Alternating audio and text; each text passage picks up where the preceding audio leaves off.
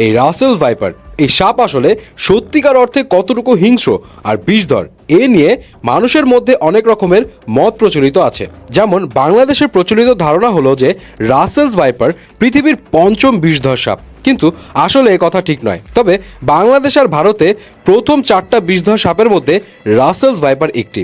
এটাও প্রচলিত আছে যে রাসেলস ভাইপারের ছোবল খেলে নাকি সেই বান্দার বাঁচার সম্ভাবনা নেই বললেই চলে, কিন্তু আসলে কথাটা পুরোটা ঠিক নয়। কারণ রাসেলস ভাইপারের এই ছোবল খাওয়ার 2 থেকে 3 ঘন্টার মধ্যে হসপিটালে নিয়ে গেলেই যে কোনো ব্যক্তিকে বাঁচানো সম্ভব, কিন্তু পরিসংখ্যান ঘাটলে দেখা যাবে রাসেলস ভাইপারের ছোবল খাওয়ার পর এখন পর্যন্ত 80% মানুষকেই বাঁচানো সম্ভব হয়নি।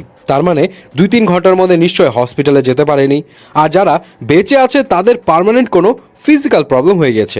আরেকটা ব্যাপার, অনেকের ধারণা রাসেলস ভাইপার পৃথিবীর সবচেয়ে হিংস্র সাপ, কিন্তু আসলে পৃথিবীর সবচেয়ে হিংস্র সাপ হলো ব্ল্যাক মাম্বা।